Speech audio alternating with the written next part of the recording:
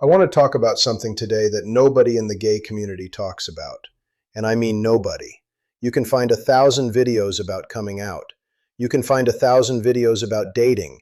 You can find 1,000 videos about pride and politics and which app is better than which app. But try to find a video about what it feels like to be a gay man over 60 sitting in his house on a Saturday night with nobody to call. Try to find that video. You won't. Because that's not the version of gay life anyone wants to show you. The version they show you is young and beautiful and full of energy and parties and parades and community, and that version is real, for some people, at some age. But there's another version that millions of men are living right now and nobody is talking about it. And that's the version I want to talk about today. Because if you're living it, you deserve to hear someone say it out loud. I'm 70 years old. I've been out for about 12 years now. I came out in my late 50s after a long marriage. I've talked about that in other videos and I'll talk about it again. But today I want to focus on something specific, the loneliness. Not the dramatic loneliness you see in movies where someone is crying in the rain. I'm talking about the quiet loneliness, the Tuesday afternoon loneliness, the kind where you realize you haven't had a real conversation with another human being in 4 days, and you're not even sure anyone would notice if you didn't have one for 4 more. That loneliness. The kind that doesn't announce itself, it just moves in slowly like fog, and one day you look around and you can't see anything else. Let me tell you how it happens, because it doesn't happen all at once. When you first come out later in life, there's actually a lot of activity. There's the drama of the revelation. There's conversations with your wife, your kids, your family. There's therapy. There's maybe a support group. There's the excitement of finally being honest. There's the newness of everything. Your first date with a man, your first time walking into a gay space, your first time saying the words, "I'm gay" to a stranger and not feeling like the world is ending. All of that keeps you busy. All of that keeps you connected. You feel like you're part of something. You feel like this new chapter is going to be full of people and experiences and connection. And for a while it is. But then the newness wears off. The support group meets less often. The therapist says you're doing great and maybe you don't need weekly sessions anymore. Your family adjusts and the conversations about your coming out become less frequent because it's not news anymore. It's just your life now. The friends who rallied around you during the crisis go back to their own lives. And slowly, gradually, almost without you noticing, the phone stops ringing. The calendar empties out. And you find yourself sitting in your living room on a Saturday evening with nothing to do and nobody expecting you anywhere. And that's when the loneliness hits. Not because something bad happened, but because nothing is happening at all. Here's what makes it different for gay men over 60.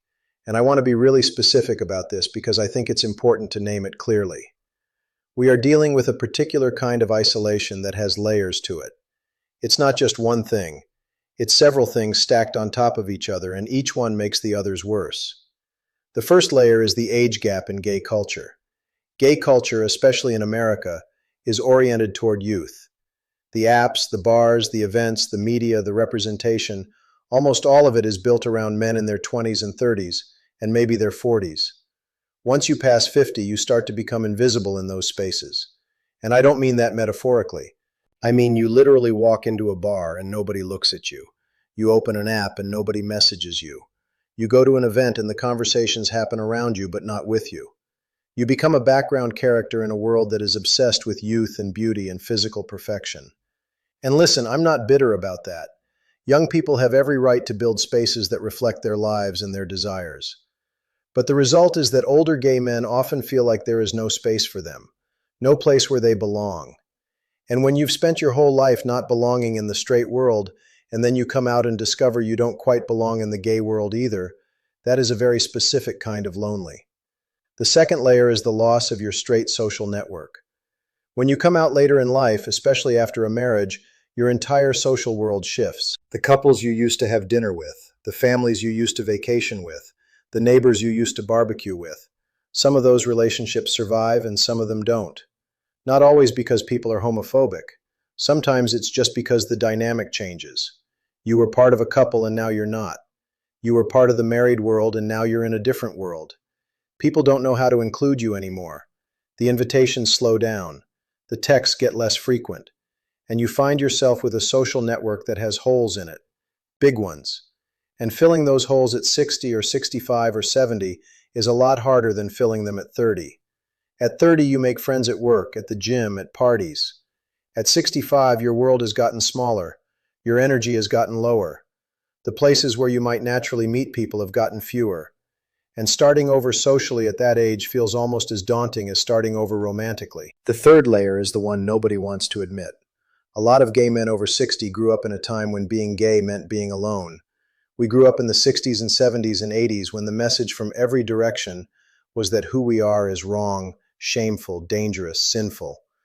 And even if we've intellectually rejected that message, even if we've done the therapy and read the books and marched in the parades, there is a part of us deep down that absorbed that shame when we were very young. And shame makes you hide. Shame makes you pull back. Shame makes you decline the invitation, skip the event, stay home instead of going out. Shame makes you convince yourself that you don't really need people, that you're fine on your own, that reaching out is too risky because what if they see the real you and don't like what they see? That internalized shame from childhood doesn't just disappear because you came out. It lives in your nervous system. It shows up every time you think about putting yourself out there, and it keeps you isolated even when you don't want to be. The fourth layer is health. I'm not going to spend a lot of time on this, but it needs to be said. As you get older, your body changes. Your energy decreases.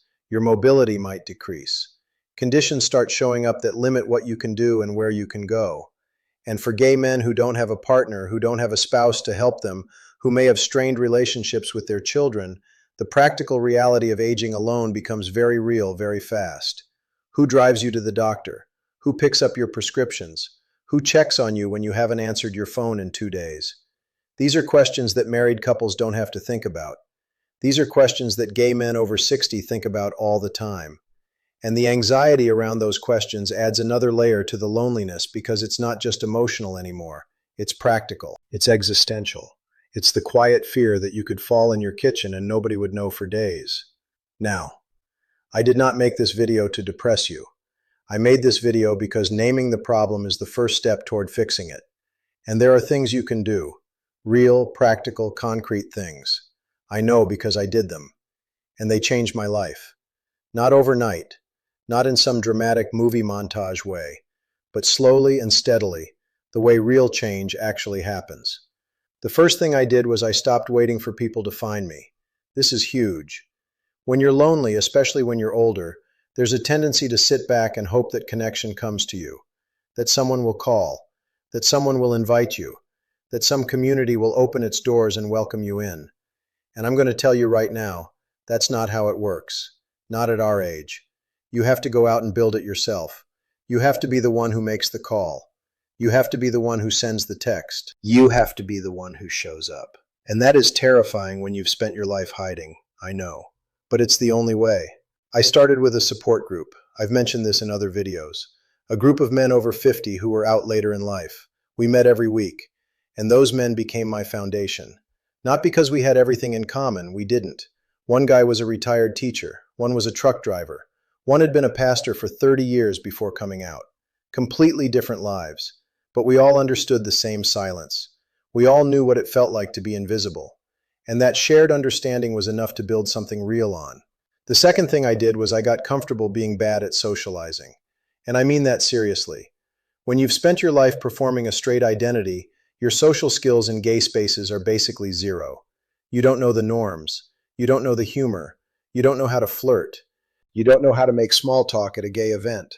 And the temptation is to avoid all of it because it's uncomfortable and you feel stupid and you're convinced everyone is looking at you and thinking, who is this old man who doesn't know how anything works? But here's what I learned. Nobody is thinking that. Nobody is paying that much attention to you. Everyone is too busy worrying about themselves. And the few people who do notice you, the ones who see a 65-year-old man showing up alone to something for the first time, those people respect it because they know what it takes. So I gave myself permission to be awkward. I gave myself permission to say the wrong thing, to not understand the references, to feel out of place. And gradually, over months, it got easier. The awkwardness faded. The confidence grew. And I started to feel like I belonged somewhere. The third thing I did was I stopped looking for connection only in romantic places. I think this is a trap a lot of us fall into. We equate connection with dating. We think the solution to loneliness is finding a partner. And yes, having a partner is wonderful, and I'm grateful every day for the man I share my life with now. But a partner is not the cure for loneliness. Friends are. Community is. Having people you can call on a Wednesday afternoon to talk about nothing for 20 minutes is. Having a neighbor who waves at you and knows your name and asks how your garden is doing is. Having a group of guys who expect you to show up on Thursday night and notice when you don't is. Those small connections, those everyday threads of human contact, those are what keep loneliness from taking over. A partner is one thread. You need many. The fourth thing I did was I volunteered. This one surprised me. I started volunteering at a local food bank. Not a gay organization, just a regular food bank. And something interesting happened. When you're working alongside people toward a common goal, the barriers come down. Nobody cares how old you are. Nobody cares if you're gay or straight. Nobody cares if you're awkward or quiet. They care if you showed up. They care if you did the work. And in that environment, I started making friends in a way I hadn't made friends since I was young. Natural, easy, based on shared effort rather than shared identity. And some of those people became close friends. People who know I'm gay and don't care. People who invite me to their barbecues and birthday parties and holiday dinners. People who check on me. That food bank gave me more social connection than any app ever did. The fifth thing, and this is maybe the most important one, I got honest with myself about what I actually needed. Not what I thought I should need. Not what gay culture told me I should want. What I actually needed. And what I actually needed was pretty simple. I needed a few people who knew me. Really knew me. Not 100 acquaintances, not a big social circle, not a calendar packed with events, just a few real ones. People I could call at midnight if something was wrong. People who would notice if I disappeared for a week. People who would sit with me in a hospital room without being asked. When I stopped chasing the fantasy of some big, vibrant social life and focused on building a small, honest one, everything changed. Because it turns out 3 real friends is worth more than 300 followers. One person who truly sees you is worth more than a room full of people who kind of know your name. I want to talk to the man who's watching this right now and recognizing himself. You're 62 or 68 or 73, and you haven't spoken to anyone today except the cashier at the grocery store. Your phone hasn't rung in a week. You've been thinking about calling someone, but you don't know who. You've been thinking about going somewhere, but you don't know where. You've been sitting in your house and the walls feel like they're getting closer. And the silence feels like it's getting louder, and you're starting to wonder if this is just what the rest of your life looks like. I want to tell you it doesn't have to be. I want to tell you that the loneliness you're feeling right now is not a life sentence. It's a season. It's a hard one, yes. It's one that requires you to do things that feel uncomfortable and scary and way outside your comfort zone. But it's a season, and seasons change. The men I know who came out later in life and built real communities around themselves, every single one of them went through the season you're in right now. Every single one of them had nights where they sat alone and wondered if it was worth it. And every single one of them will tell you the same thing I'm telling you. Keep going. It gets better. Not because the world changes, but because you learn how to build what you need. I want to mention something that I think is really important and not talked about enough. There are organizations and groups specifically for older gay men. They exist in most major cities and a lot of smaller ones too. SAGE is one of the biggest. It stands for Services and Advocacy for GLBT Elders. They have programs, social events, support groups, resources. If you're in a city that has a SAGE center or affiliate, go. Just walk in. You don't need an appointment. You don't need to know anyone. You just show up, and there will be men there who understand your exact situation because they've lived it. There are also online communities if you're not in a city, forums, Facebook groups, Zoom meetups. The technology that can sometimes make us feel more isolated can also be used to connect us if we're intentional about it. I also want to say this. If you're in a place right now where the loneliness feels like it's becoming something darker, something heavier, something that makes you not want to get out of bed in the morning, please talk to someone. A therapist, a doctor, a helpline. There are therapists who specialize in working with older LGBTQ adults, and they understand the specific challenges we face in ways that a general therapist might not. You don't have to explain yourself from scratch. They already get it. And there is no shame in asking for help. After a lifetime of carrying things alone, asking for help might be the bravest thing you ever do. I'm going to close with this. The loneliness of being a gay man over 60 is real. I'm not going to minimize it or wrap it in a pretty bow. It's one of the hardest parts of this whole journey. Harder than coming out, harder than the divorce, harder than telling your kids. Because those things happen and then they're done. The loneliness just sits there, day after day, quiet and persistent, but it is not permanent, and it is not your fault. You are not alone because something is wrong with you.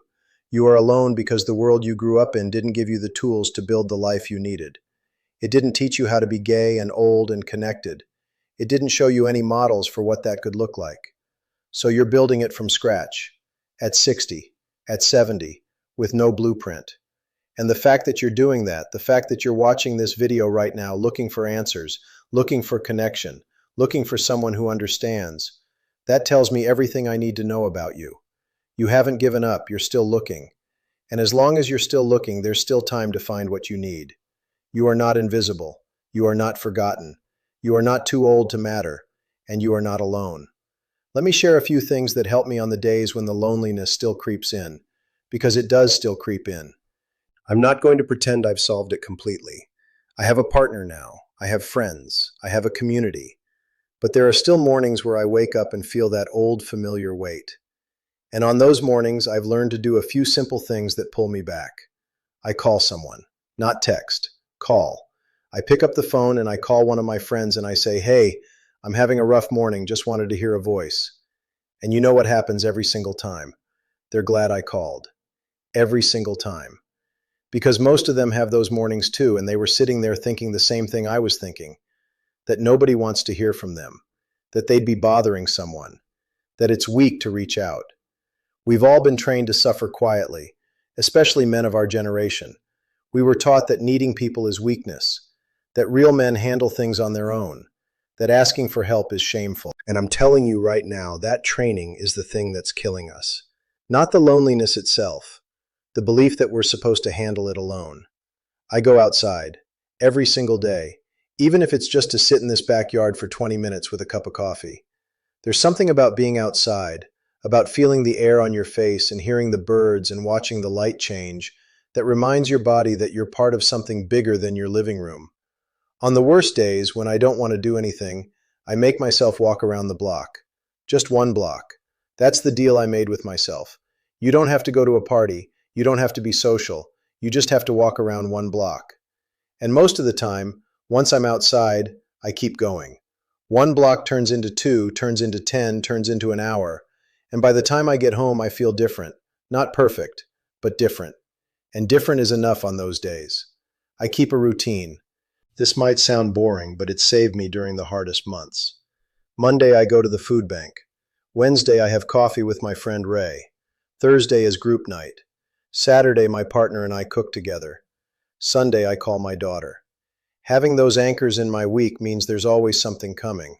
There's always a reason to get through today because tomorrow or the day after, someone is expecting me somewhere. And being expected somewhere, being needed somewhere, that's the opposite of invisible. When you're in the deepest part of the loneliness, building a routine like that feels impossible. It feels pointless. But I promise you it's not. Start with one thing. One recurring commitment. A volunteer shift, a weekly phone call, a standing coffee date. Just one anchor. And build from there. I also want to say something about the internet. I know a lot of men our age have a complicated relationship with technology.